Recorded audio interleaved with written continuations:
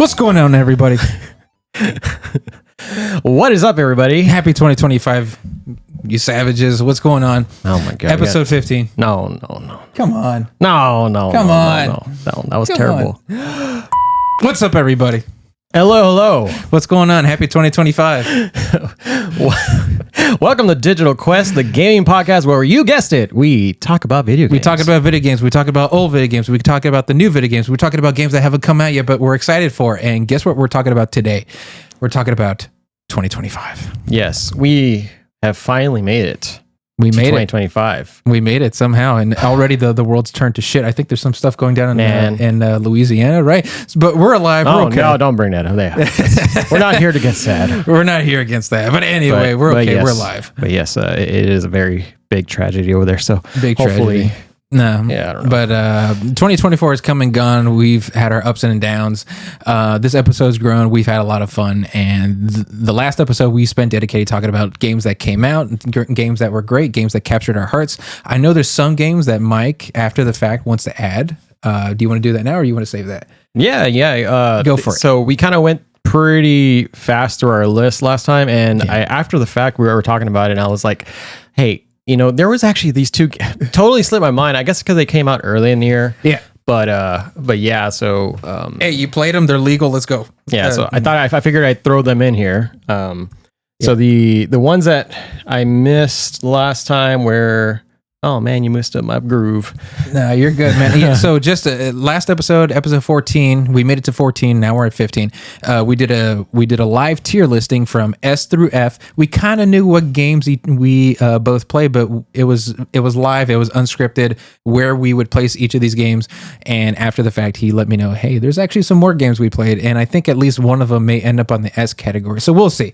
So did you find the list? Yeah. So I totally forgot that this one came out early in the year, but freaking FF7 Rebirth. I was like, really? How do you forget that, my guy? Like one of my favorite games of the year. I totally slipped my mind. Like I said, you're the one that put the list together last time. I was like kind of going to flow with there. And you consented anyway. Okay, so Final Fantasy VII. This is a sequel to the remake. Yeah, got it. But it's not actually a remake, too, right? It's like, well, yeah. They're doing something different, and it's kind of timelining itself, like how Marvel does all the timeline shit. Right. So they are now implementing their own little multiverse. Cool. It's kind of cool when you think, well, because I'm starting to get burnt out on timelines, like on this multiverse stuff. But like the way that they're integrating it, they're kind of keeping the franchise alive by creating this new path of how things are turning out. Okay. Because, people who play the game, the original, we'll dive into a little bit of, I wouldn't... Probably not. We'll just say spoilers. Let me ask you this: the changes, does it just recontextualize a thing, or does it actually completely change the thing? You get me? No. It sort of follows the same formula as the old games, but there's a kind of same thing happening in parallel. Okay. So there's definitely a fork of the road, and now there's kind of like two. There's definitely two concurrent paths. Yeah. Two concurrent paths. Okay, so in a way, it is a sequel to Final Fantasy VII. But it's also kind of its own separate thing. So yeah, so basically, just the way to put it, people who are familiar with the old game, like myself, I beat the old game, and coming into this one, the first one was pretty aligned with how everything was turning out. They did throw in a little bit of things that were different that wasn't present in the first game in the original. So then there was this factor of now where a chain of events happened. And then it led into this Rebirth game, right? Okay. So the way that Rebirth kind of starts off, it gets you to question, wait, hold up. This doesn't look familiar. This is kind of different. Like, what the heck's going on here? Yeah. But then you start kind of retracting yourself of what happened in the events of the first game. And certain things that you did in there actually now implicate that the timeline was kind of split. So like when the biggest moment, one of the biggest moments in gaming history has always been when Aerith has died. Right. And oh shit, she dies. No, go ahead. Yeah. Dude, it's like, even if you don't know the game, everyone knows that Aerith dies. I mean, Sephiroth just, just straight up in there. Yep. So monumental moment in gaming history. Right. And then, so there is another side of that where that particularly doesn't happen, but they don't really explain it in the beginning. As you go through the game, obviously they kind of talk about what this is going on. So it's like the first timeline's in the beginning, but then you kind of swap over to like what the true story that is familiar to a lot of people is happening. Gotcha. But they start throwing these little things into the game and weaving this whole multiverse, and it's interesting. Do you think it's a positive change, or is it just like I like it. I mean, I enjoyed the game, and the game is just fantastic. It's amazing how much stuff that they can fit in. Yeah.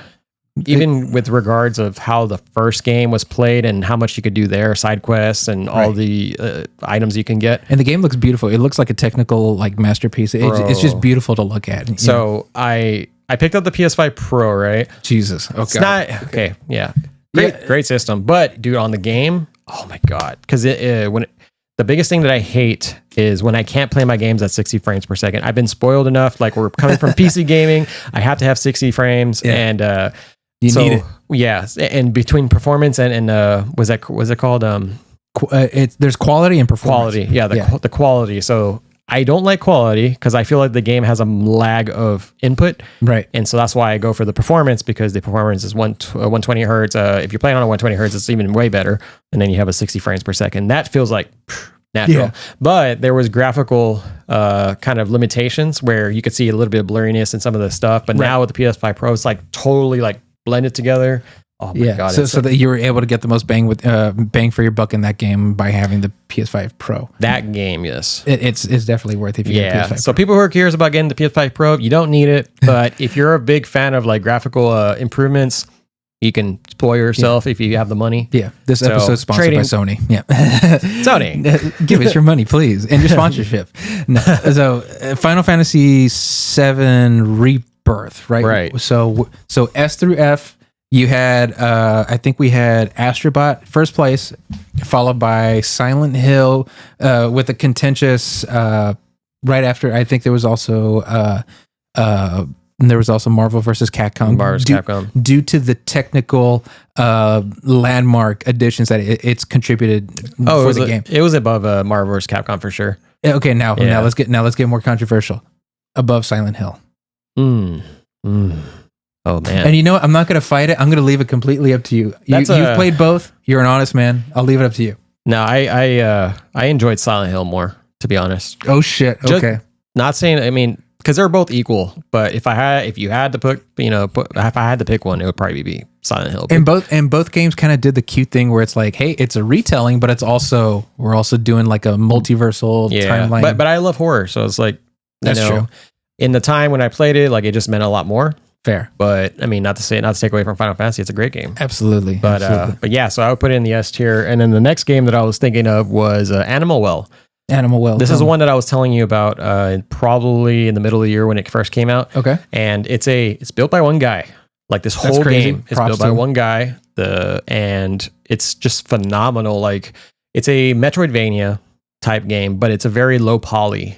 It's a low poly style. Okay. And it doesn't tell you how to play. You just learn as you go. Right. I mean, maybe it tells you little hints here and there, but it expects you to kind of move around and do your own thing and figure your own way, which I love games that do that. Like I wish games would not handhold you as much like they do nowadays. Right. And so the game is not really, there's not a lot of action going on. It's more platforming. I got you. And never got far enough to understand what the story is about, but basically it's like this very doom and gloom looking kind of game, and you're doing something with animal spirits. I think that's the way I've understood it, and it's pretty cool. But I totally forgot about that one because. Where would you put that? I wouldn't put an S tier. I would probably put A, just because it was good. Especially since it was made by one guy, right? That has to mean something. Oh right? Yeah, dude. Like, it's crazy. Everybody trips out. Like when they were watching doing the interviews with him, they were like, "Yeah, I did the whole thing." Yeah, or he was like, it was all me."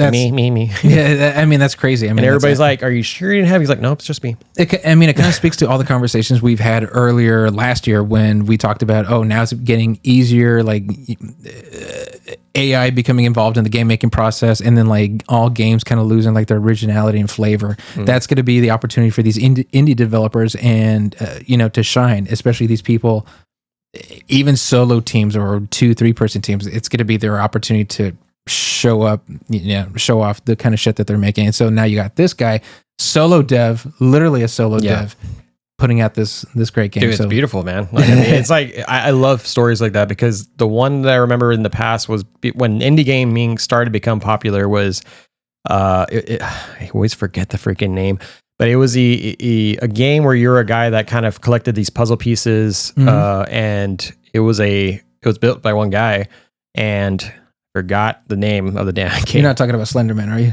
No, Pick up no, the find the 8 pieces. It was around the time that Super Meat Boy came out, and all right. It starts with a B, I believe, but I'm not. I can't remember it. I got you. But anyway, so the next game that I wanted to bring up was obviously Legend of Zelda: Echoes of Wisdom. And yeah. Can't forget. I was like, oh yeah, Zelda came out. Yeah, and it was such a good twist on like the Zelda series. Right. Even though I was kind of not. So there's one. It was a great game. For the person that can appreciate it. Right. I have not beaten it, but I've gotten far enough to where I can say that I've enjoyed a lot of it to understand what it's about. Right. Me in particular, as much as I love like Breath of the Wild. So what they did, they mended the Breath of the Wild formula with the Link to the Past formula. So Breath of the Wild formula is just open world kind of world. You kind of make your own. You make your own path basically. Yeah. And I like that. the way that they added the mechanics in there and how you utilize the weapons is exactly the way that they did in Echoes of Wisdom. Nice. And of course, now it's finally a game where you can actually call it. It's a game about Zelda, not The Legend of Link. Right. Everybody was making fun of me. Oh, cool. It's actually The Legend of Zelda now. Yeah, no, you brought it back to formula. Yeah, that's good. So that one was a good game. Didn't finish it because the particular style wasn't bad. It was just my taste, because like I don't like sitting there trying But you gave it a try, so now you can make an intelligent decision. Great. Yeah, it's a great game. I can definitely say it's a great game. Gotcha. So that one I would put in the A tier. And the next game, we've totally forgot about this one, but it was a big hit during the year, but it's Power World. Pokemon meets guns. Okay, so I'll be honest, freaking lawsuit that's going on. I still hadn't played it, but what fascinated me about that game from the legal standpoint was just how close they got to the mark of, is it copywriting? Is it not?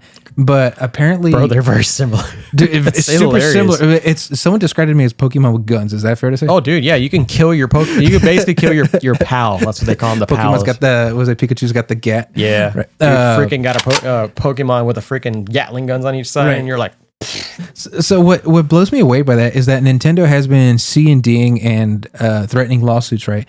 But the freaking Sony attorneys and Xbox attorneys are like, it's fine. We'll literally put it on our stores, right? That's crazy. Yeah. Like, I mean, come on. Like it's, I know obviously it looks very similar and it has a lot of implications that obviously you can tell it's Pokemon. It's kind of a thing when there's on the Steam workshop or ModDB, people are like, hey, here's a reskin with all the Pokemon. Yeah. But let them play, man. Like let people develop the games they want to develop. That's like, it gets kind of frustrating that people can't express themselves anymore, and everybody rips off of everybody. And if anything, okay, it looks like Pokemon. Guess what that's going to make people do? Go back to Pokemon. Yeah, like why not freaking when Digimon came out, they didn't make a big fuss about that, or maybe they did. I don't even keep up with the legal stuff, but come on, Digimon for real. Digimon, collect them all. Yeah, I mean, like they've literally done so many spin-offs of like a Pokemon-esque type stuff. No, it's certainly not unheard of, but it's I don't know. But anyways, Pal World, I played it. It was pretty interesting. Where would you put it? It was a fun game. It was B for me. Just I didn't play deep into it, but it wasn't something like amazing. It was just something more fun and hilarious to play. It was kind of a thing, right? But it was actually a really thought out game. Like the way that you come across things, and Yeah.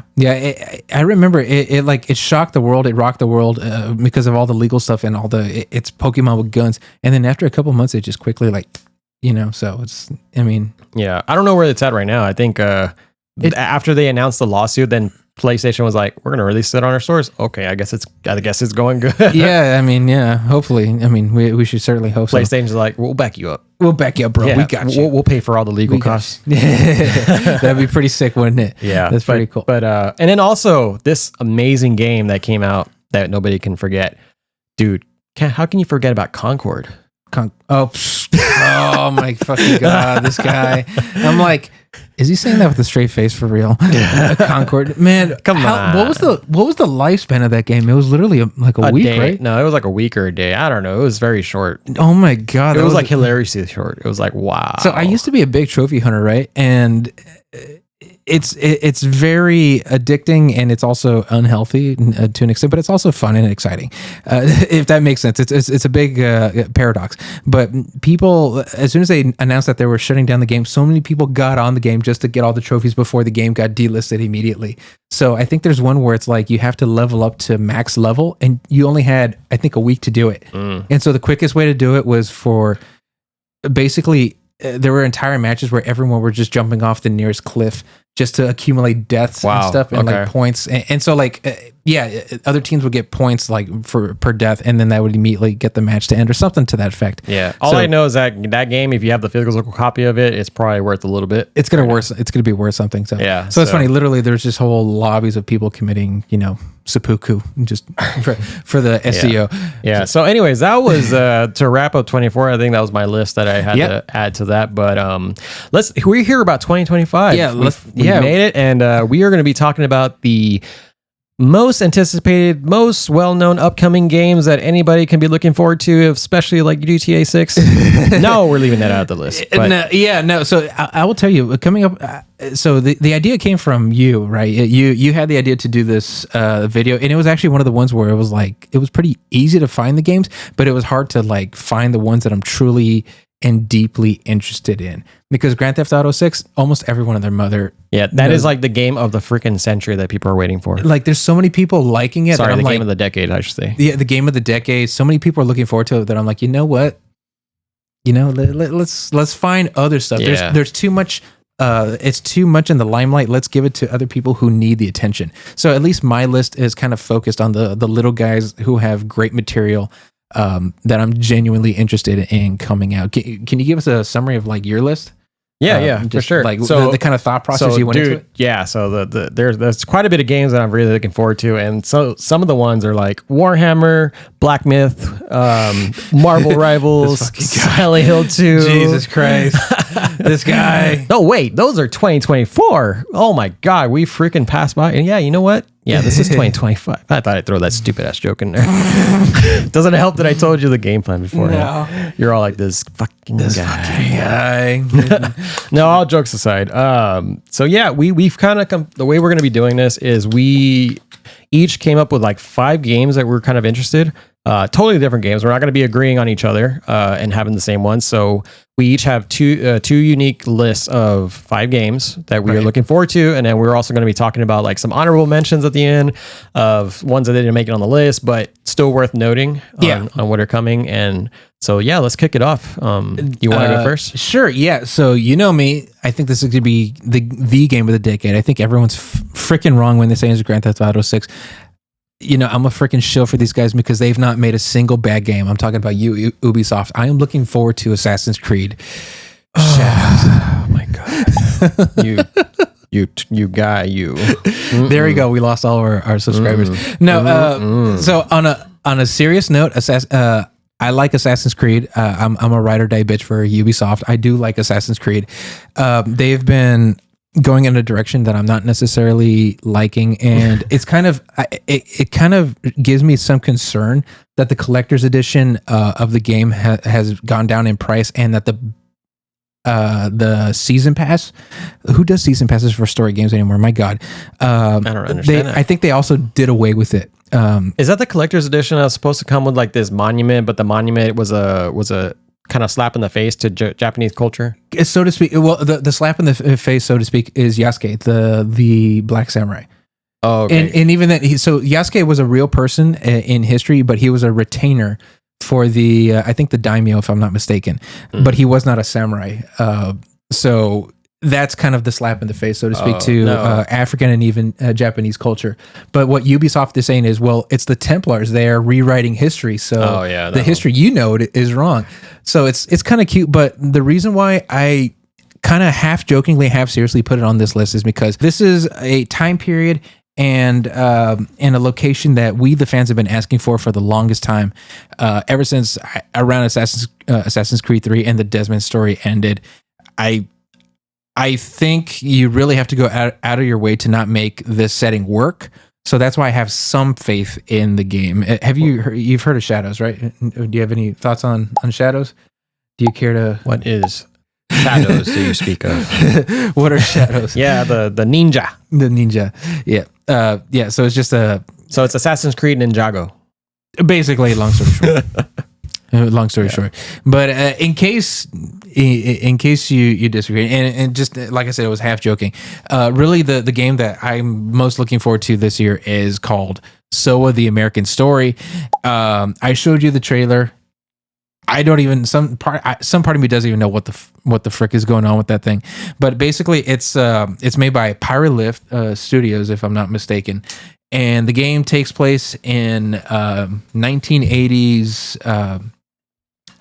Is it Pyro? No, it's not Pyrolift. I need to double check. Is that the one that's supposed to be like fun of America, the Japanese game that's making fun of America? So yeah, so it's a Chinese developer. That takes there you go.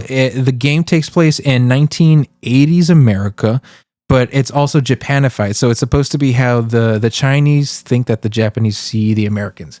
That's pretty much the way that all the comments say it. But it looks amazing. It looks very memey. It looks very fun. Yeah, I know some of the things in the trailer. I'm like, yeah, that sounds about right. Yeah, literally, there's a guy doing like an execution. The guy is like doing the harakiri. Yeah, and with the guy as a second overlooking Mount Rushmore. Yeah. Dude, nuts. Yeah. Freaking nuts trailer. It's freaking nuts. So I think the backstory is like a revenge story. This chick has to go across America, but the whole time you're just going through these different locales in Japan, Japanese America. So it's freaking amazing. I think it's such a unique concept. It's funny as hell. That's why it's my most anticipated game. For next year. Yeah. So that one was interesting. I never heard about that one, but just to close on the Assassin's Creed, because I know I was making fun of it, which I used to be an Assassin's Creed fan. I played 1, 2, and 3, and then that was about where I stopped. Was in the where you're the Native American guy. Yeah. And I didn't know the Desmond story ended.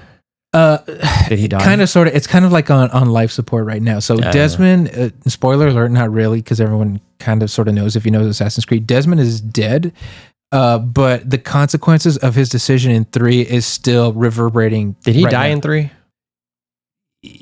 Yes or no? Spoiler alert if you haven't played Mirage. So his body is dead, but his mind is they did one of those. His mind is uploaded into like an ISU database. So apparently, so he basically the whole premise of the first 3 Assassin's Creed games is that there's a massive solar flare that's going to destroy the Earth, like it has once before. Desmond averted it, but he had to save himself. I'm sorry, but he had to kill himself, sacrifice himself. Another one's coming, and so we're just going to keep on. Did all this happen in 3? Yes. Oh, you know what? Okay. Yes. It's coming back to me. I'm starting to remember. But another solar flare or another catastrophe, which they're kind of hinting at, is about to happen, and Desmond is dead. Okay. So what's going to happen? So his mind is in this ISU mass like database consciousness, and he's running like billions of calculations every second to find a way to avert it. And supposedly he's getting close to finding a solution. Oh, that's cool. So that's where we are with the modern storyline. So not only thank you for doing that. Not only is the modern storyline progressing to a potential bringing back Desmond, but in the history side of things, it's Japan. I freaking love Japan. In case you haven't noticed by SOA American Story. Hi. Don't cancel us.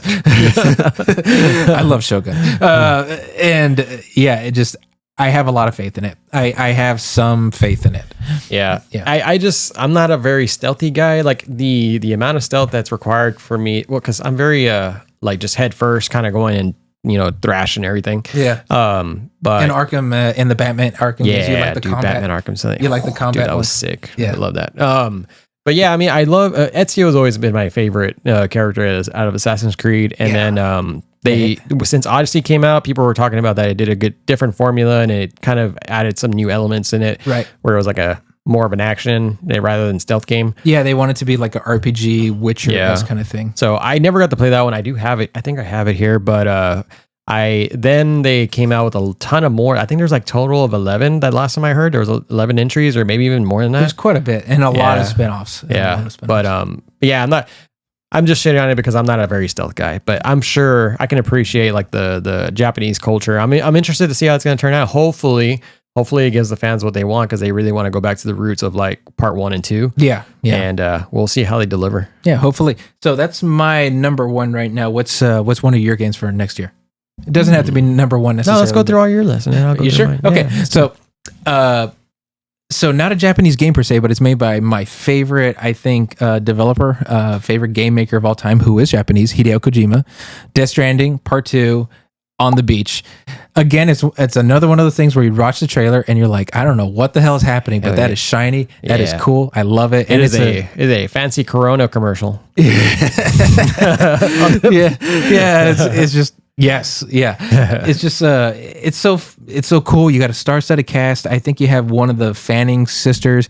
You got Oh, really? Yes. Wait. Yeah. Oh, no. Okay, keep going. Yeah, you got Norman Reedus. You got Guillermo del Toro. You got Is that the girl from the first game?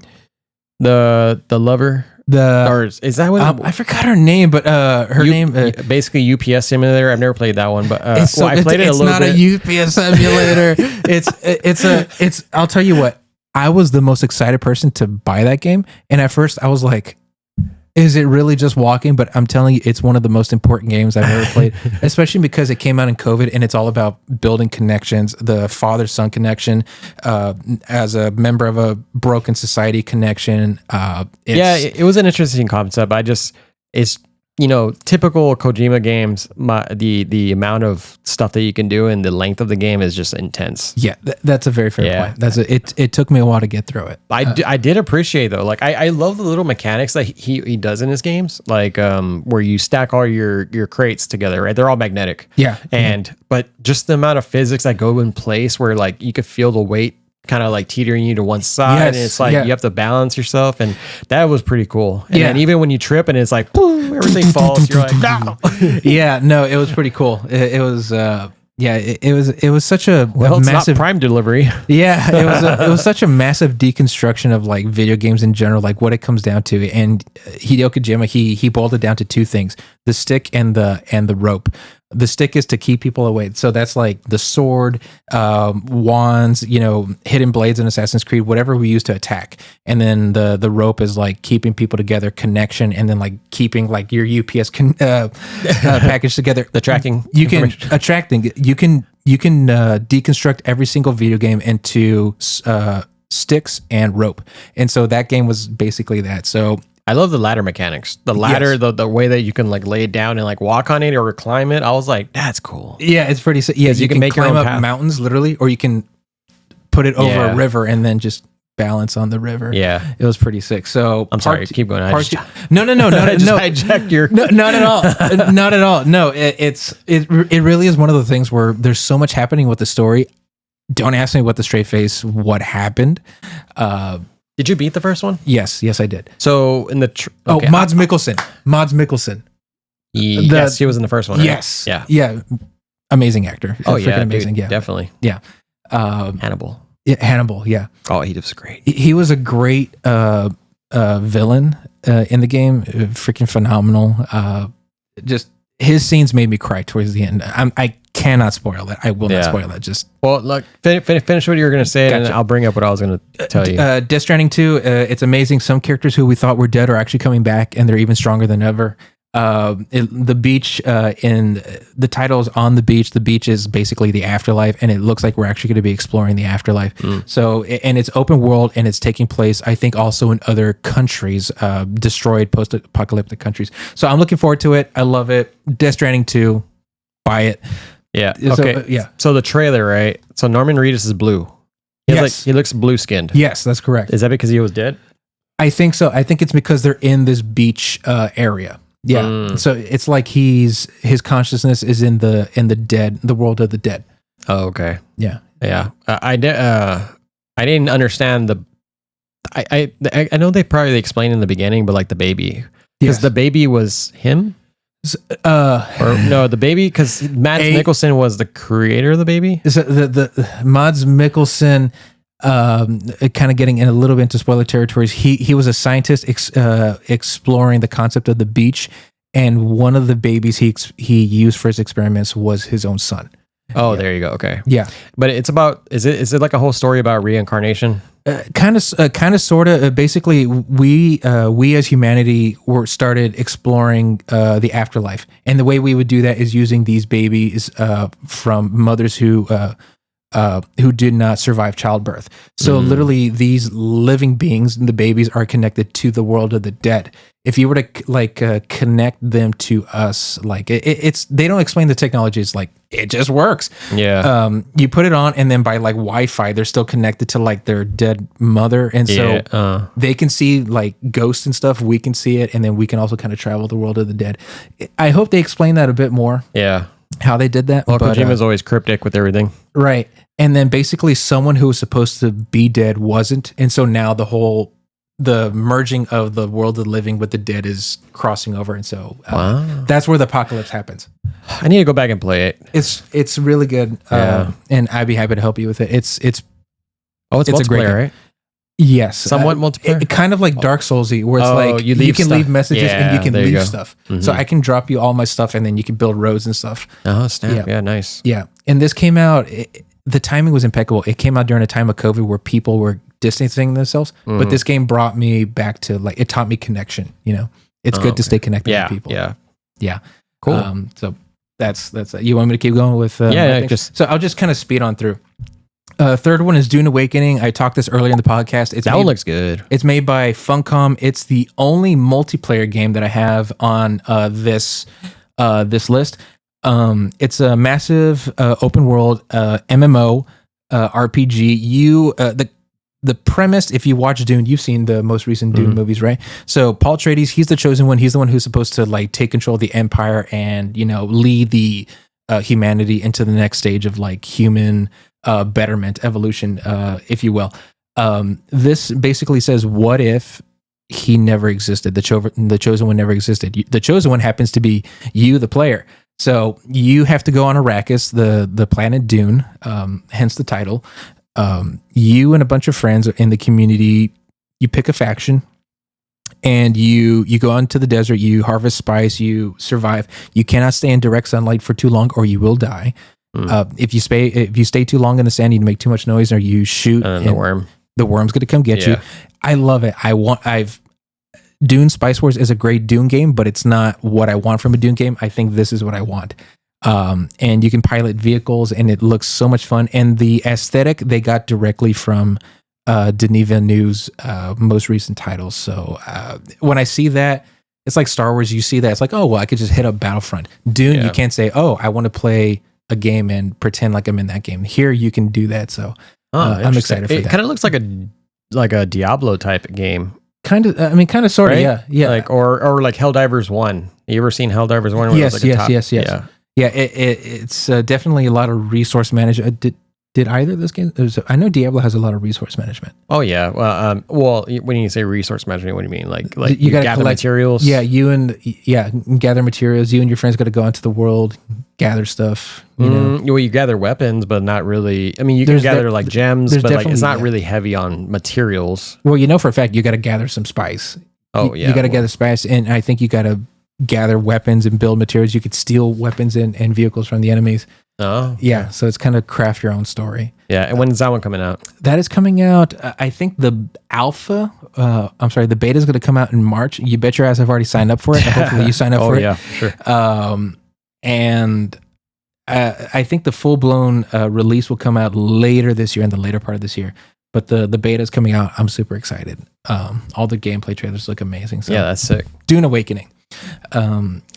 Second to last is VA Proxy. I kind of told you what VA Proxy is. That one actually looked pretty interesting. This year I finished Nier Automata. It was a game that changed my life.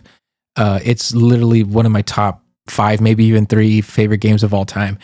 This game emulates the combat style of Nier, and I think also the storytelling prowess of Nier Automata. It also copies the Metal Gear Rising and Devil May Cry gameplay formula. So it's very action-packed, very kind of bullet helly. But the coolest thing here is that you're overpowered in your ability to parry shit, right? So I showed this fool a trailer. You see this nuke go off in the distance, and this game is open world, right? So if you see a thing, you can more than likely traverse it. You see a nuke go off in the background, you see the character just kind of like just chilling, and then the shockwave is coming. Sword parries the freaking shockwave like, and kind of parts it like the freaking Red Sea Moses. I was like, what the hell is going on here? And he just walks through it. It's just so cool. And then he fights these big megalithic robots and stuff. So you got a lot of Nier Automata there, a lot of Metal Gear Rising, and then there's even a new trailer where like the character kind of falls down and then you're like, oh, you're gonna die. He freaking parries gravity and he just like bing, it just kind of bounces and just ends like, up on the of course he can. Because of course he can. At this point he could probably take out God or whatever. I mean, it looks like a guilty pleasure. It looks like a power trip fantasy. Is that an indie game or? It's most certainly an indie game. I think it's a very small development team. They've been working on it for the last like almost 4 years, and they're contemplating keeping it in production to make it perfect, but they're also thinking of just releasing it early. And there's a demo, but I kind of hope they just kind of release it. And then if all these AAA developers can get away with like, oh, putting out half-baked shit and then putting a season pass to help afford finishing the production, you know, like we'll be there. We'll cover for you. Just put out, you know, you cooked, you know, put out some good stuff. You know? So I kind of, supposedly it's going to come out this year. And that's why it's on this list. Interesting. All right. Lastly, this is going underneath everyone's radars. That's why I have to bring it up. Wu Chang Fallen Feathers. I'm still working through Elden Ring, but I'm finding an appreciation and love for Souls-likes, Souls-born games. This is a game that's supposed to take a page out of like Wukong, Bloodborne, and Sekiro, and the real world, and bring it into this new Souls-like fantasy. There's so many. I actually got caught up in so many different Souls-likes to include in this game. But Wu Chang blew me away because it's from a Chinese developer. It takes place in real world history immediately after the fall of the Ming Dynasty. If you know your history, there was war, there was famine, there was plague. In this game, in this world, the plague is this thing called the feathering. It's killing people. It's turning people into creatures. The character that you're playing as is this young woman called Wu Chang.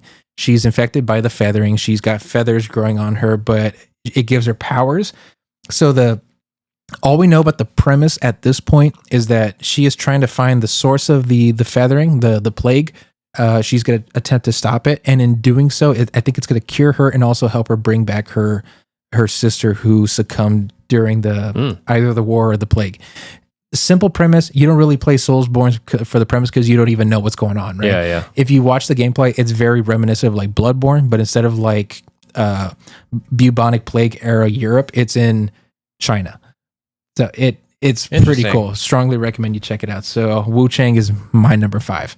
Interesting. And that's my games of the next year that I'm most looking forward to in a nutshell. Right on. Yeah, definitely some good games there. I know. Well, let me see. A lot of them that the 3 that I didn't hear, never knew about was like the VA Proxy, Wu Chang, and then just those 2. Yeah, but like I mean, even the other ones, like I totally forgot Death Stranding 2 was coming out this year. Yeah, no. Supposedly, allegedly, yeah. As with a lot of games, which there's one particular game on my list that it is probably the biggest of what it maybe this year. So, but yeah, I mean, I can go into my list. Yeah, absolutely, yeah, and we can leave notable mentions at the very end. But enough of me.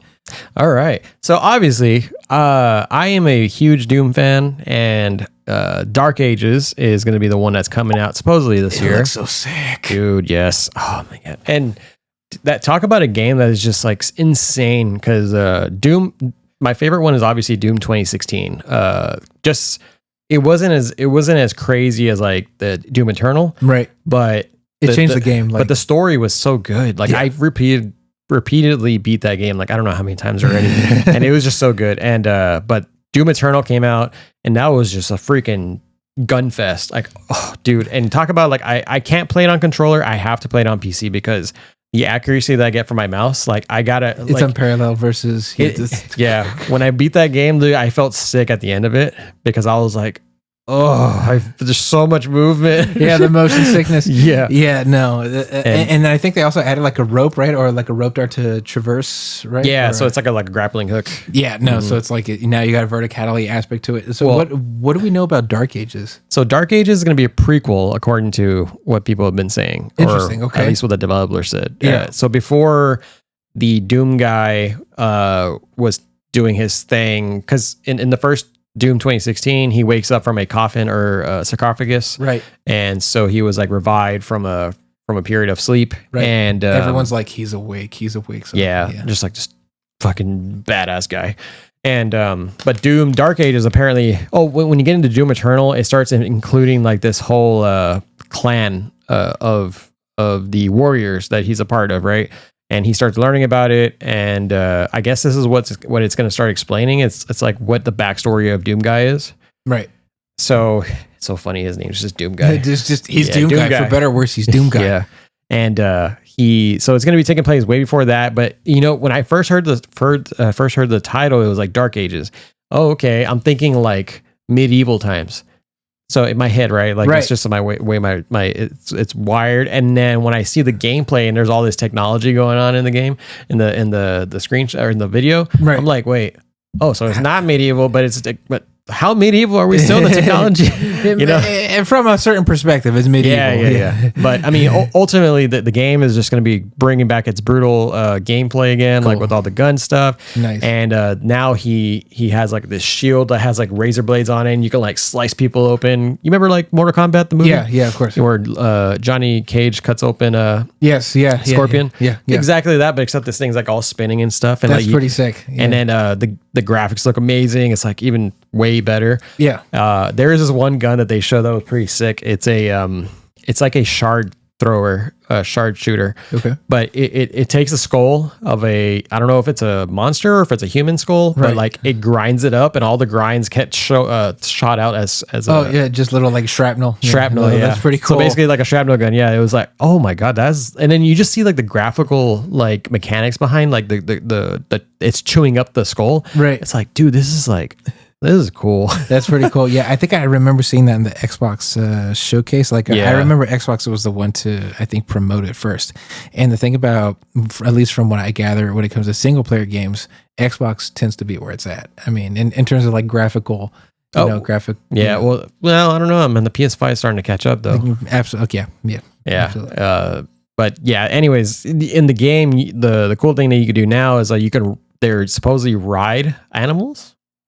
Or you can pilot a mech warrior or mech machine, right? Like this big ass Megazord, right? I didn't know that. You could fight with monsters, and then also you can ride like these dragon-looking flying things, or I don't know what the hell they are, right? But it just shows you like soaring through the air with it. I'm like, oh my god! Now you can like, how open world is this game going to be? Like that's pretty cool. That's pretty sick. It's very interesting to see how they combined. Was it that Doom formula with open world? I don't know. I'm curious to see that. Yeah.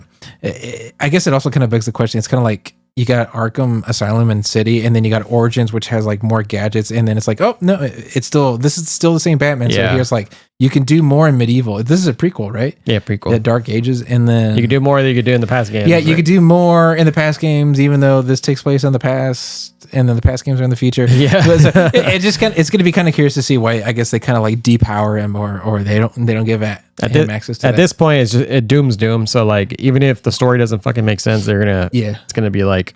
Just bang, bang, bang. There you go. Yeah, I'm just here to kill things. So yeah, that one's my first one. The next one I got is probably even more stoked about this than Doom, but just because I love this game and this series is Metroid Prime 4. I was like super excited whenever they mentioned it last year during the Nintendo Direct. I remember you mentioning that. I remember seeing the trailer and thinking, is this the FPS one? Yes.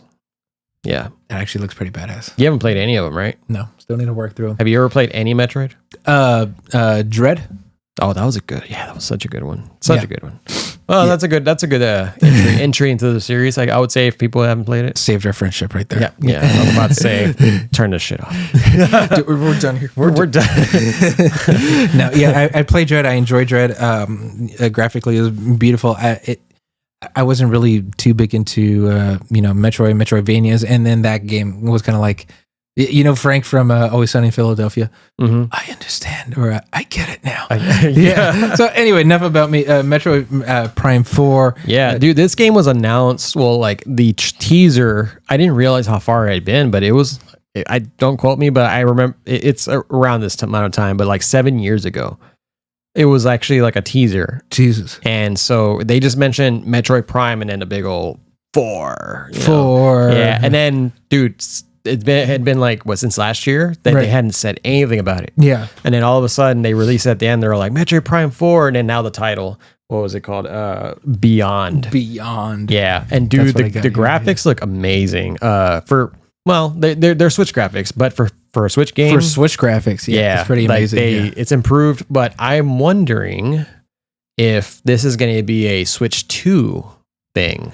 It very well could be. I think they're already actively promoting the Switch 2, so it's very possible. They're implicating something's coming soon. A lot of the leaks are saying that they're going to announce it pretty like within the next couple of months. You know what? I think they're remaining silent because they don't want to get hopes up too much right now, because they want it to be a launch title for the Switch 2. I don't understand why. Dude. The higher the hype, the more people want it right now. But if you tie it in with Switch 2, people are more likely to buy the Switch 2, you know? Yeah, but I just don't understand like Nintendo's selling model. Like why do they wait so long? Like, I understand like what works for them, right? Right. But people are already starting to pass them and talk mad, like, hey, they're going to get left behind. But Nintendo always comes out with a way to make themselves unique. Yeah. Well, keep in mind, these are the people who were talking mad shit about Pal World in the first place. It's kind of like they haven't kind of been in the right mind in a while. So I don't know, I'm wondering what they can do different with the Switch 2. Supposedly it's gonna be backwards compatible with the Switch 1. Hopefully. Well, we'll see how that goes. But anyways, so Metroid Prime 4, I don't know where it sits at in the timeline, but and that's another thing. Like Nintendo's timelines for like Zelda, Metroid, even Mario, like they have like these different like parallel universes going on, or even like different timelines. Right. So Metroid Prime actually takes place, if I remember correctly, it was like in the beginning, because it started, I think, with Zero Mission, and then it went on to like Metroid Prime or Metroid 2, and then it was Metroid, and then it was Metroid 2, and then it was like Super Metroid. But I think somewhere Metroid Prime was in the before of those. It's weird. Like it threw me off. I was like, wait, what? Like that was okay. So Dread being the only game I've ever played. Is that was the latest? That was the latest. That's like the present. That's the closest. Okay, one of the latest ones. Yeah, good. I'm hitting the ball running. I'm hitting the ground running. Yeah. So the whole thing with the Chozos and how it's related to Samus Aran and how she plays a role in the relationship with that. It's like, now it's starting to make a lot of sense. They shed a lot of light on there. But this one, I don't know where it's going to take place, but it looks freaking good. Like I'm excited for it. The amount of, they haven't showed too much crazy gameplay, but I mean, if you played Metroid Prime, you know. If you know, you know. Yeah, and they came out with a remaster on the Switch, so definitely got to try it out. Definitely. Yeah, you're all like, I know my backlog of games. Know, don't remind me, dude. And then all the games I got for Christmas, don't remind me. No. So yeah, Metroid Prime 4, excited for that one. Next one's a really good game that you could probably play, and when I say that is because you've talked very highly about the first one. Yes, and it doesn't require you to have any really much time to play, like story wise. But Slay the Spire 2. It's possibly my favorite deck building game in a video game. And there's a lot. There's like Hearthstone. There's you got, of course, Slay the Spire. And then you have what was that other one? There was another one in there. But there's a bunch of deck building games. Gwent? No.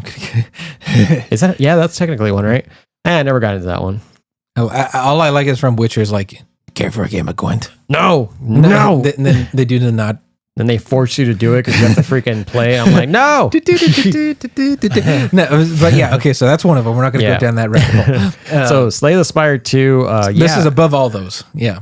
Slay the Spire. So the game, if you haven't played the first one, it's a straightforward, pretty much roguelike, if not one of the first games to ever really make it popular for roguelike. Right. And you gather these cards. You have 4 different classes in the beginning. You have you have a warrior, you have a rogue, you have a kind of like a monk-ish type person, and then you have like this machine that leverages like electricity and different elements. Mm-hmm.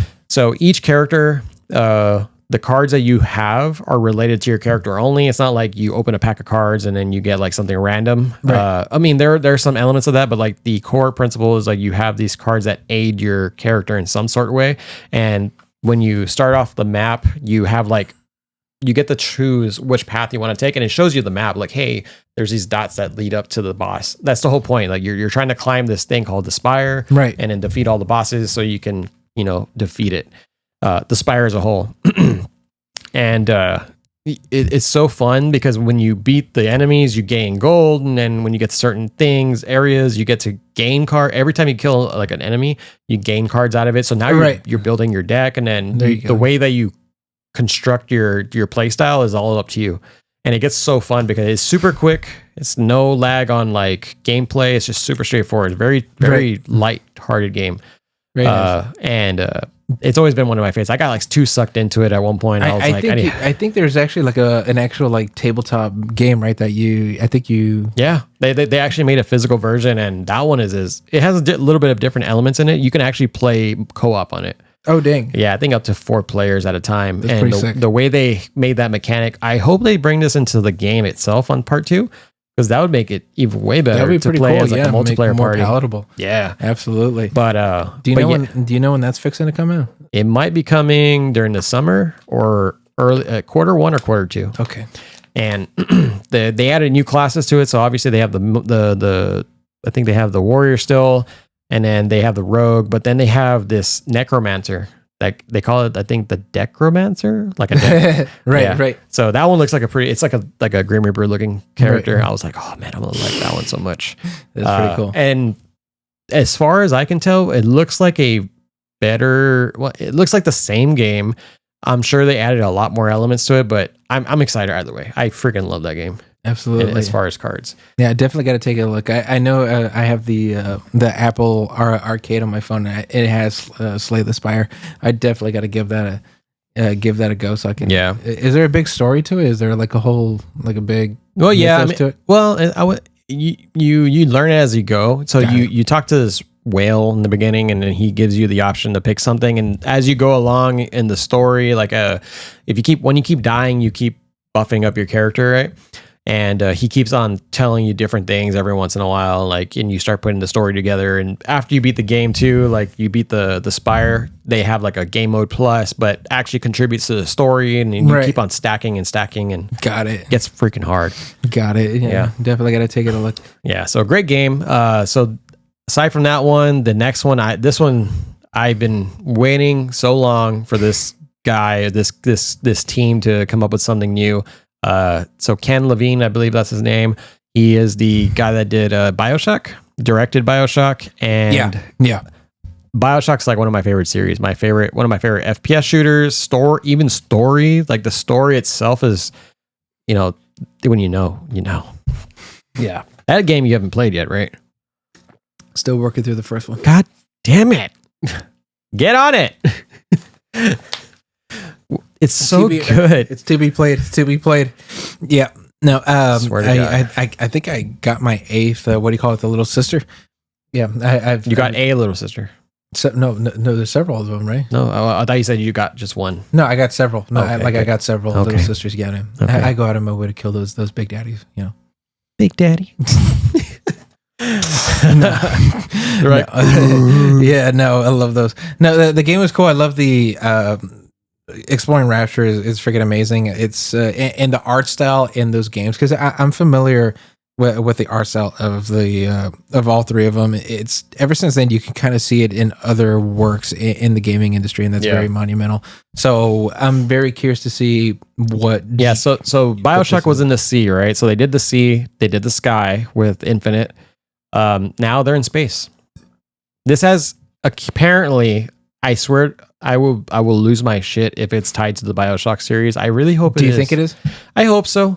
Because the way that the BioShock games have went, you can see it going that way. So, apparently there's some games that don't carry the BioShock name that are actually tied into the universe, like Firewatch. I didn't even know that. I did not know that. When I was going through the first game and was looking into it, they're like, things in the BioShock multiverse, whatever. I'm like, of course there's a multiverse. But then one of the ones that came out was Firewatch. I'm like, how? Okay. But apparently there's other games. So all that is to go to say it's very likely that Judas. Yeah, Judas. Yeah, this is a new game where they're in space, and the game looks what a BioShock game would look like, right? I mean, you have the first person mode, you have the somewhat plasmid looking power ups. Yeah. So you play a girl named Judas, and she is a hacker.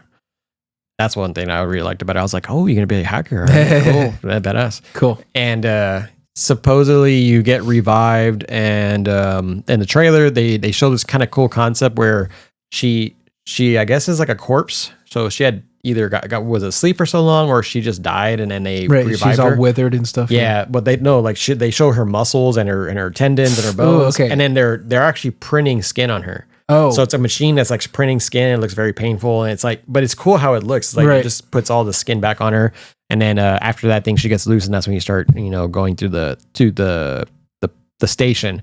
Apparently, the whole story is you are going to inevitably collide into an asteroid field, I think, and be destroyed with your space station. So the thing is, you're in this abandoned, something happened in the spaceship where, kind of like Alien Isolation, where things are just all trashed. Yeah, things go right. And so you're trying to figure this thing out. And the element that they're adding to this game that makes it unique is that there is no single play, the same playthrough over and, every playthrough is different. Okay. And they tie that in between these 3 or 4 figures in the game where, so like, just imagine just 4 people. There's one that's like a guy, there's a girl, and then another girl, and then I think there's another guy. But you build relationships with only one of them, or you could probably do multiple, but like if one at a time, right? Yeah, like if you favor one person, the other ones are going to start feeling negative towards you, and then they start affecting your gameplay. So then you get to kind of experiment with the different relationships that you have with those people. And that completely changes the dynamic of the game. Yeah. And the enemies in there are pretty cool. Like they look like what was that game that came out? Was it that Russian kind of Atomic Heart? Yeah, Atomic Heart, where those the robots were like very wicked looking. I heard that was a particularly good BioShock like successor or like spiritual successor, so to speak. Yeah. A lot of things apparently were left wanting, but still it's like it's a love letter to BioShock. So now it's kind of like a love letter back to that, if this is coming from the guy who made from BioShock. Oh yeah. And they said it's not a direct there's no relationship to BioShock, and I'm like, I don't know how much I should believe that. Whatever. I will wait until the credits roll, and even then. So the enemies, there is like an enemy that looks like a horse and looks like a theme park-ish type character. And he has like these shotguns or guns. I think they call him the gunslinger. And so he like shoots up his guns he's almost like a patrol guy. So like if you trigger him, then he'll kind of chase you, kind of like a Big Daddy, but then he's kind of like an alarm system, maybe. Like he kind of gets more other enemies to come towards you. But the gameplay is like use these elements of hacking, so you can, I guess instead of plasmids, you can still do like fire and electricity and stuff like that. But now there's an element where you can hack machines to work for you. And then also the relationships that you build with those people, they actually will aid you whenever you get swarmed by enemies. So they'll just pop up randomly and like pop up on a turret and then wipe out enemies if they favor you or if they like you. So you build connections. Yeah. Also, if you're trying to run away from the enemies, then there's some of them that will screw you over and like shut a door in front of you and prevent you from running away from the enemies. That's actually kind of cool. Whoa, that looks cool. Damn. So so it looks very exciting. So don't cross too many people. Yeah. So that's Judas. That one should be coming out in pretty soon. Q2 or Q1. Okay. Q2 probably. Okay. Yeah. No, it definitely sounds very interesting. Was that March? Oh, Q1. Yeah.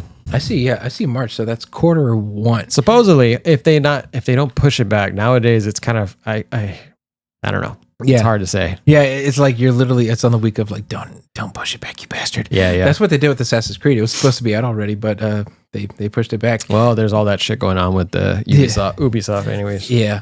So then Judas. Anything else in Judas? Or? No, I mean I'm excited for it, and that one I can't wait for it to come out. So my last game that I have on my list is none other than Elden Ring. Nice. The Nightreign. And so that one's going to be cool. It's a different twist on the Elden Ring game where it's a standalone game. Apparently, yeah. But different element of gameplay style. So it's supposed to perform like a roguelike, and it's like you have it's a multiplayer experience as well as a roguelike where you have to last 3 days, Yes. right? You gotta last 3 days in Lindengrave, And yeah, right? At Lindengrave in the lands between. Limgrave, yeah. So Lindengrave, yeah. Sorry, yeah. So you survive 3 days. You fight the supposed Night Lord, which is the main boss of the 3-day adventure, right? Right. And then I guess when you beat it, you restart again. You do like a whole new run. So it's my understanding it's you're in Limgrave. You have 3 days. There's also a circle mechanic like battle royales, which I'm not too. That's interesting. I'm kind of concerned what they're going to do with that. Miyazaki, what are you doing? I'm all for it. I mean, but I trust his judgment. I mean, he's done really good with the games. And in those 3 days, it is incumbent on you and your teammates. You could also play solo though to go out, beat bosses, and level up so that you can get ready to take on the Night Lord. Mm-hmm. Yeah. Interesting. Yeah. But apparently it's supposed to be a crossover. Yes, they've shown like enemies that have come out in previous games, so it's like an accumulation. So now that tells me, well, what the hell? Like, where does this sit? Is this going to play like a canon thing in the story, or? So it's what's been told. So I've been following this game. What I have heard is that it's supposed to be separate from the main game. It's supposed to be canon if you want it to be. Mm-hmm. So there at the very beginning there was the great breaking, right? Or was the breaking of the Elden Ring, right? Yeah. Mm-hmm. Right. The shattering. The shattering. Yeah. So apparently this is supposed to take place either before the shattering or as a result of the shattering. And so it's like a timeline split, so to speak. Mm-hmm. That's so it's canon if you want it to be.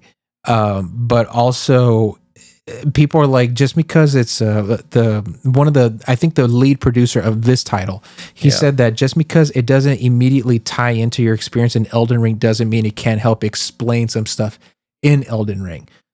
So there's like some areas you weren't able to access before. Yeah. So you can access it in Ring. So it makes sense. That's what it would look like in Elden Ring. You just couldn't because it wasn't in the game at that time. Yeah. So it's not irrelevant. It's still it's a separate story. Same world, separate story. Yeah. I'm just wondering if they're going to do like a separate physical copy or if it's going to be like a DLC, but it sounds like it's going to be like a full blown like separate game. I should hope so. Yeah. Because the collector's edition on this game, Mike, is.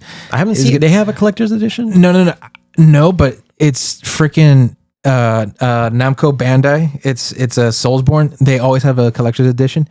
I'm looking for it. As soon as they announce that shit, I'm going for it. Well, that would be some crazy shit if it was the Nameless King. The Nameless King, yeah.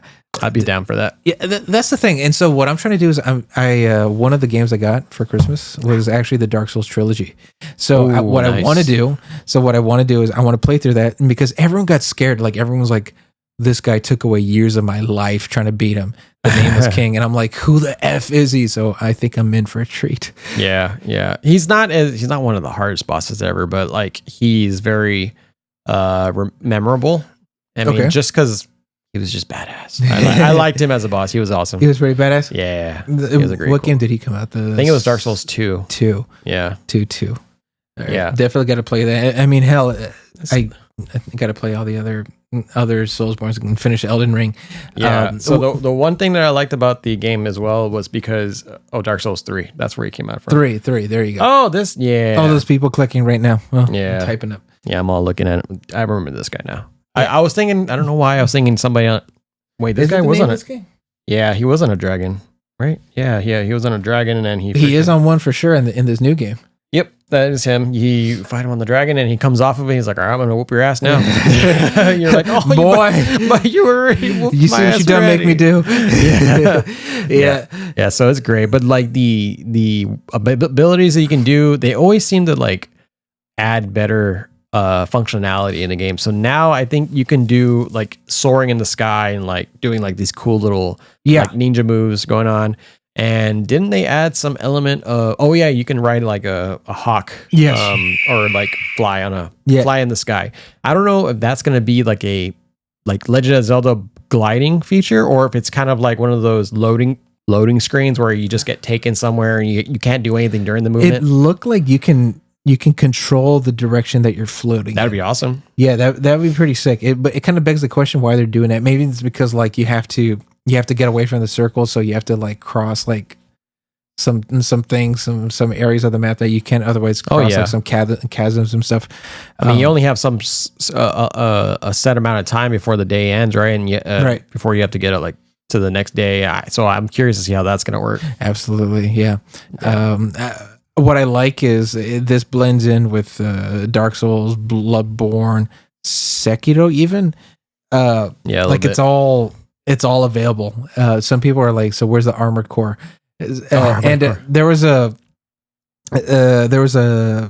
were advertising the game, and then they were advertising like this mountain, like kind of like a chamber with a massive like stone doors, and then and so people are like, guess what's behind that? And then they showed one of the mechs from Armored Core. They're like, oh my god, that'd be pretty sick. Yeah, I totally forgot that From Software had did Armored Core, because I just beat the recent one, the Raven's Rubicon. Dude, such a great game. Dude. Was it good? Oh fuck yeah, dude! It's such a straightforward game to get into. Like, there's really not much to it. I mean, there is a story, but it's through data logs, and but the amount of like stuff that you could do with the mechs and like how you can design your playstyle was amazing. It's pretty freaking sick. Yeah, it's pretty freaking sick. Yeah, I mean, Nightreign, that one's gonna be an exciting one, and let's just go over briefly, like real quick, some mentions, honorable mentions that we left out of the list. I'll just kind of fire through mine really quickly in the interest of time. World of Worlds is a game that's currently, if you're a Patreon member, you can play the game. Early access build, but basically it plays with the same exact premise as the 2005 movie. Aliens are coming up from the ground. They've been there for millennia. They were waiting for their time. It's a open world PvE and PvP experience. It's the alien apocalypse. It's the end of days.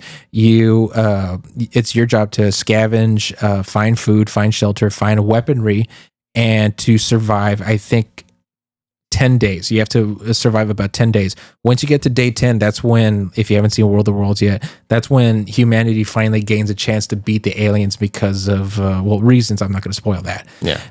So you can actually, you can take place in like, you can take shelter in ruins, houses, and then you got like the tripods, but in the background you can see like nukes going off, tanks, and then you could pilot the tanks. You can take weapons and attempt to take out the aliens, but it's not until day 10 when you can actually do that. Until then, you're hiding from the aliens, you're hiding from the tripods, you're hiding from other players, and it's like best of luck. And every time I see the developer updates on this game, I get scared. It's like, this is creepy. Like it's hard to find genuine horror that's not in like something supernatural and in an alien genre. So I'm really looking forward to that. The other one I have is Battlefront 3. This is a bit of a cheap. This is a bit of a cheap shot, but I'm going to put it in anyway. So, Free Radical made the first Battlefront and the second Battlefront, and they were literally 99% done with making the third one. Someone leaked out the entire build of the Wii version. It not complete, but the entire as it is version of the from the Wii. And it's almost complete. It's just missing a couple of, I say couple, but in the grand scheme of things, a couple assets. And so it's the fans have already taken to filling in those holes, if you will.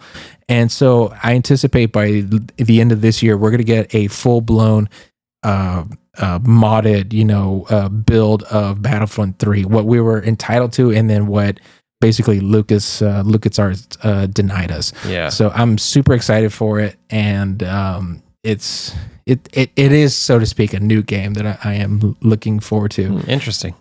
And then lastly, there's one more Souls-like that got my attention. It was so close, but it couldn't beat Wu Chang Fallen Feathers, and that's Kazan, the first Berserker. Oh yeah, I heard about that one. Yeah, that one looks pretty sick. That one also has some Bloodborne-esque, high octane, dark gothic, vibes to it. Apparently, it takes place it's a prequel to the Dungeon Fighters gaming universe. I'm not familiar with it, unfortunately, but the aesthetic of this game looks pretty visceral and gnarly and bloody, and it's got me excited.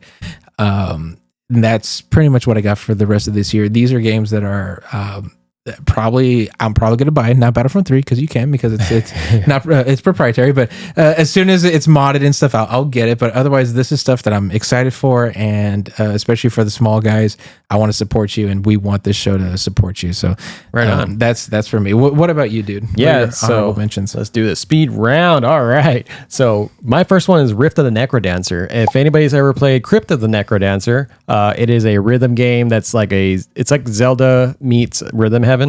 And so the way that you play the game is like with every beat that goes on, so you have to tap the movement on rhythm with the game. Okay. In order for you to move, because if you tap it off beat, you're not gonna be able to move. Interesting. Okay. And when you attack and you do all that stuff, so that is Crypt of the Necrodancer, right? Okay. It's a very unique game. It's so awesome. I love it. I love rhythm games, especially because I play music. So it's a rhythm. Okay, so it's a rhythm game. Okay, all right. So Rift of the Necrodancer has been a game that was supposed to have come out in 2022 and 2023, but then it got pushed again, and now, or is it 2023 I think originally, and then it's supposed to come out this year now, and it's supposed to it's a you ever play the WarriorWare games? No.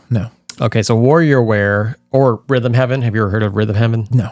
Okay, so they are rhythm games. I'm really disappointing. Basically mini games. So if you think about it, there's mini games that all have to do with rhythm, and so one will emulate like a Guitar Hero feel. Okay, but you're killing enemies, and so Is this kind of like Hellsingers? Kind of, yeah, kind of. That one's a rhythm game. That one's fair. That was it's like a first person, two guns, and there's literally you have to shoot on the rhythm. Yeah, and if you don't, you get punished. Yeah. So that similar, but instead this is more of a 2D ish or more of a flat game. Okay. Where the art style is really good. And so you got one mode that's kind of like a Guitar Hero where you're, hitting the buttons as you need to. And then you got one where like these people are doing yoga, which is where the WarriorWare comes in, where like they have all these unique kind of mini games. And then everything it's basically a mini game full of rhythm stuff. Right. And I love that. And I did not know this thing existed until I actually was looking through the list of 2025. Right. And I was like, dude, oh my God, I would love to play another Crypt game. Or Necrodancer game. Yeah. So that one I'm interested in. The release date is still unknown. They said 2025, but we would be hopeful for it to come out this year. Yeah. The next game is Borderlands 4. I have played all the other Borderlands. I enjoy them. I'm not a huge fan of it. We're like the looter shooter. I just play it because when the first one came out, it meant a lot. I was in college, and it came out at the right time, and it was such a fun game. Right. Some people will get so deep in the lore of it and to collect all the weapons to make sure they have mythic weapons and all that. But I really like the one that came out recently was Tiny Tina's Wonderland, which is like a D&D sticker slap on top of Borderlands. It was fun. I enjoyed it. I'm going to say it's very curious to see how this game does in light of the movie. I know a lot of the money that movie did end up getting, and it's actually one of the worst performing movies of all time. The people who saw it because of the games, they're massive fans of it. So I'm really curious to see how the game, if at all, is going to become affected because of the reception to the movie. I doubt it. There was people that mentioned, man, that this movie does not do justice to the games because the games were just really good. They hold a special place in everybody's heart, like the people that love that kind of shooter. And I think it'll succeed. It's just a matter of because it's been so long since an actual installment in the next to proceed the series had taken place. Absolutely. And so I mean that should be coming out this year sometime, I think in the summer or maybe even late this year. I don't have the specific date on it, but the next game that I have is one that I actually enjoyed on the original Xbox, which was Fable. And if you've played that one, you know like it had such a unique element to it where you can be either an evil person or you can be a very good person, and the decisions that you make in the game actually contribute to how your character performs. So if you do a lot of bad things, you get dark powers. Right. You can murder people and just grow horns. Like your character slowly changes by having like a little small horn, and then it grows into like a demon. Jesus. And then vice versa, if you go the opposite way, you start getting a little halo on your head, and then I think you have like these little wings that kind of grow in the back, like these light wings, Right, to show that you're angelic. So I'll be honest with you. I still haven't played any of the Fable games. Is there any benefit at all to just staying neutral, or just now you gotta? I mean, there's different powers you can use on each side, so it's kind of like I think if I remember correctly, the Knights of the Old Republic function that way, right? Yeah, you could be the Sith, or you could be a Jedi. The way you look, it mirrors the actions you've taken all game. Yeah, so like that. Yeah. Mm-hmm. Okay. All right. I definitely got to take it a look. I definitely like that. So is it like super obvious? Like, is there like a meter that changes, or is it just like when your character starts changing and growing horns, that's when you know, like, oh, I got to cut that shit. Yeah, you have a meter. It's like you got a blue side and you got a red side, and it just like slowly teeters as you keep doing stuff. Okay, cool. It's kind of like Knights of the Old Republic. Yeah. Yeah. I kind of want to go back and play that one. That was so fun. Yeah, that's pretty cool. But yeah, so Fable. Then there is Little Nightmares 3, which, not to go too crazy into it, but it's a new development team, which now the old development team that did part 1 and 2 are doing a new game called Reanimal, which is going to be, now people are considering the true successor, rather than Little Nightmares 3. One. Yeah. But either way, I enjoyed the first two. I'll still play this one just because I love the grotesque visuals to it. Yeah, I mean, it literally shares the name with the first two. This is supposed to be the official like sequel, so might as well just play. Yeah. And then to move on from that one, this is one that I'm super hopeful that it will come out this year, as much as anybody else is hoping that it comes out this year, is Hollow Knight Silksong. Okay. Which is supposed to be the next installment, or the expansion of, or maybe it's like a parallel storyline with this particular character, because in the Hollow Knight base game, you come across this character. I forgot what the name of her was, but she has like a needle, like a thread needle, and she has like a pinkish dress, but you have to fight her a couple of times, and she's really she maneuvers a lot. Right. And now this game is focused on her. Oh dang. So it's like a different element, and people have been waiting so long, and the mechanics of the game look great. You can do a lot of cool things, and it's a Metroidvania. How long has it been in development? Dude, they announced this back in like 23, I think. I think that's how long it's been, or even it's been a while, or maybe even 22. Damn. Okay. So yeah, people are waiting, man. And bring it out. Yeah, no, Hollow Knight, I haven't played it, but at least everyone in that I know who plays video games has played Hollow Knight, and they've all recommended it. I do need to give it a try. It's a beautiful game where like they don't really explain a lot. They have you put it together, and then the environment, the atmosphere of the game is just on point. It's so good. Gotcha. Definitely got to try it.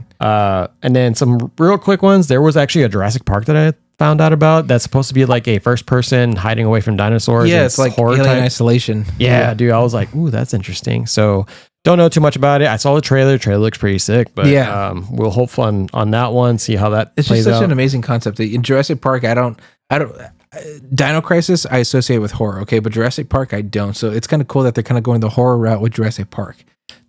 It's funny because I think Jurassic Park was supposed to have some element of horror in it. Right. Yeah, because the dinosaur is going to eat you. Obviously, you're going to be scared as crap. Right. You should be scared of that. Yeah. But then you get it's like it's all like hopeful stuff. I'm like, oh, Jurassic Park. It can be so much more. And so this when I saw the trailer, I think it's the same one the same trailer you're talking about. It's basically the scene from the movie where like you're hiding in the kitchen. Yeah. It's like, yes, you're imagining you got your full potential. Yeah. Supposedly the story takes place a day after the events of the first one.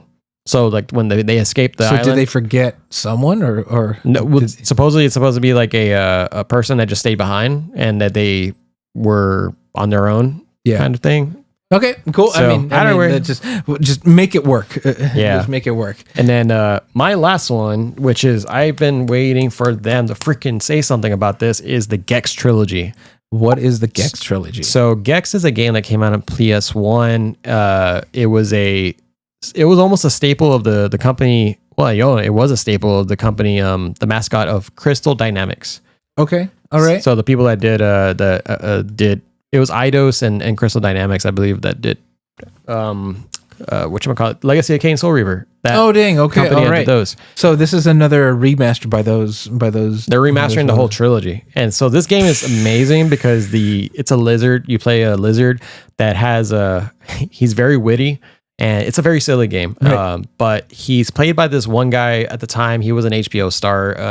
I don't remember his name, but I think he was a comedian. But he was pretty. And he voiced the character, and the whole purpose of the game was that you got sucked into the TV because he would watch a lot of TV, and there was this bad guy called Rez that sucked you into the TV verse, and now you're reliving through like channels on the game and trying to get out of the TV by beating all the different levels that are basically resembling like a horror channel, like an adventure channel, right. like romance channel. It's like right, so you're just surfing the TV. And they limited run, I think, announced this 2 years ago, or maybe even, dude, I can't remember. It's been so long now. But they announced it recently, and they said, yeah, it's coming, but no word after that. Eventually. Yeah, eventually. And people are like, dude, when is it coming out? So freaking. So it's you're thinking it's going to come out this year, or is it slated to come out this year? I swear to God, man. It has to be, at least give us something. They're probably going to be like at the very end of the year, because limited run's pretty bad with like their shipping stuff. They'll pre-order something, but the pre-order won't go out till like next year. It's so bad, dude. Sucks. Like Yeah, no, everybody trashes a limited run, but I appreciate what they do, but yeah, they need to fix their model. Yeah. But Gex, dude, I'm like super stoked for the collector's edition. I can't wait to see what it looks like. That's awesome. And but that will complete my list for now. Nice, yeah. So there you go. You see that we have a lot to look forward to, and that's because there's a lot of games that we might not even be touching on that y'all might be interested in, but even games that might be get introduced like ad hoc at the time during like in the middle of the year, or even the last of the year. There's a lot of games that we don't know of. Certainly, we just, that's the law of averages, right? That we don't know that will come out, that will update as we go along. Yeah, but I'd say 2025 looks like an exciting year, though, right? It looks like a very exciting year. It's I can't imagine. I can't believe how many of these games are actually in the back burner. Like how many of these games were actually announced like years ago, and now they're hopefully fixing to come out. But nonetheless, it's all. I'm excited as fuck. Yeah, dude. Yeah, I can't wait, man. It's gonna be fun. And hopefully we can partake in most of them. I know it's gonna be a little bit tough, but we'll try to play what we can. Yeah, we'll try to stay up to date. And then I do know we talked about streaming once several times early in the podcast.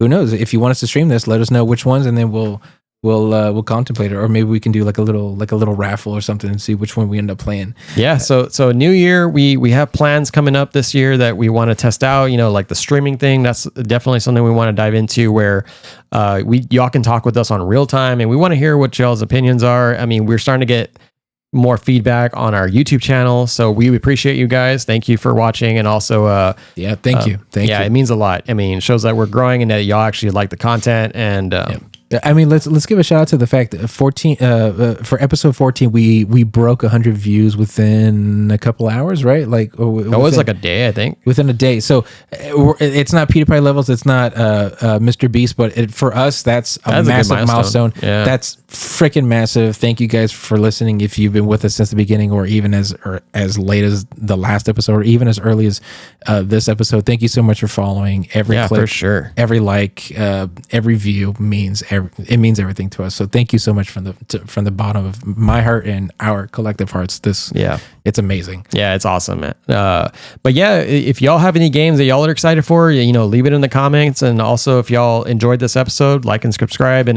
then we will, we look forward to this year, and we have a lot of exciting things coming. So yep, the digital quest continues. Yeah, for sure. So everybody, thank you for listening, and we'll see you next time. All right, take care. Kind of half jokingly, half seriously put it on this list is because this is something that the people have been dying for. No space on the memory card. Time out. God time damn out. it. Lead it in. Huh? You want to do the song to lead it in? Do we need to? I kind of like that. Kind of got pumped up. Okay. We don't have to. No, let's do it. All right, ready. Just for you.